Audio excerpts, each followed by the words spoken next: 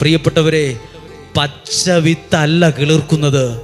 നമ്മൾ നോക്കുമ്പോൾ ഉണങ്ങിയ വിത്ത പലതും കിളുത്തു വരുന്നേ. ഒരു മാങ്ങ, അതിൻ്റെ വിത്ത് അടുപ്പിൻ്റെ ചുവട്ടിലോ വെയിലത്തൊക്കെ വെച്ച് ഉണക്കും. അതിൻ്റെ പുറമേ കണ്ടാൽ നമ്മൾ ഓർക്കും ഇത് ഉണങ്ങിപ്പോയി, ഇത് കിളുക്കിയാലെന്ന്.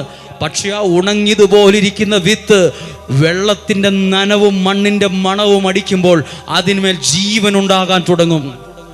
ഏത് വിത്തും ഉണങ്ങിയ വിത്ത്, ഇതൊന്നും കിളുക്കാൻ പോകുന്നില്ലെന്ന് പറഞ്ഞ് നമ്മൾ പറമ്പിലേക്ക് എറിഞ്ഞ വിത്തായിരിക്കും. കുറച്ച് ദിവസം കഴിയുമ്പോൾ കാണാം അതിന്മേലൊരു മുള വന്നിരിക്കുന്നത്. പ്രിയപ്പെട്ടവരുടെ ജീവിതം ഒരു പക്ഷേ ഉണങ്ങിയതുപോലൊക്കെ തോന്നും, താന്നുപോയതുപോലെ തോന്നും, പരാജയപ്പെട്ടതുപോലെ തോന്നും, ഇനി ഇതൊന്നും ശരിയാകാൻ പോകുന്നില്ലെന്നൊക്കെ തോന്നും. പക്ഷേ ഇന്ന് കിളിർക്കുന്നത് അതായിരിക്കും. അതിന്മേലായിരിക്കും ദൈവത്തിന്റെ കടാക്ഷം എന്നുണ്ടാകാൻ പോകുക.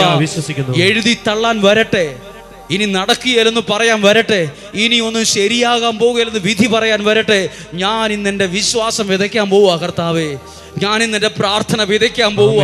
ഞാൻ എൻ്റെ നിയോഗം സമർപ്പിക്കാൻ പോവുക. ഒരു വിത്ത് പോലെ ഞാൻ കരഞ്ഞു പാടി പ്രാർത്ഥിക്കാൻ പോവുകയാണ്. എൻ്റെ ജീവിതം ഞാൻ വിതയ്ക്കാൻ പോവുകയാണ്.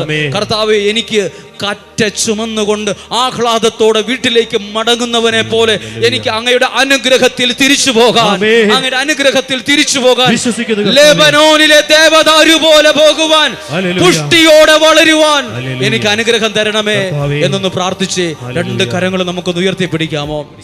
എന്നിട്ട് നിങ്ങളുടെ ജീവിതത്തിൽ നിങ്ങൾ കൊണ്ടുവന്ന കഴിഞ്ഞ നാളുകളിൽ പ്രാർത്ഥിച്ച സകല നിയോഗങ്ങളെ ഞങ്ങൾ ഓർക്കുന്നു, സകല ആവശ്യങ്ങളെ ഞങ്ങൾ ഓർക്കുന്നു. സകലത്തിന്റെ മേലും വെളിപ്പെടുന്ന ഒരു അനുഗ്രഹത്തെ ഞങ്ങൾ കാണുന്നു. ലാസറിന്റെ സഹോദരി ഈ കല്ലെടുത്ത് മാറ്റാൻ പറഞ്ഞപ്പോഴേ ഒരു വർത്താനം പറഞ്ഞു, ഒരു വാക്ക് പറഞ്ഞു, ഇതൊക്കെ ശരിയാകുവോ? അത് മരിച്ചിട്ട് 4 ദിവസം ആയില്ലേ? ചീഞ്ഞ മണമായിരിക്കത്തില്ലേ? പുഴുവായി പോയി കാണത്തില്ലേ? ആകെ കോലം കെട്ട് പോയി കാണില്ലേ?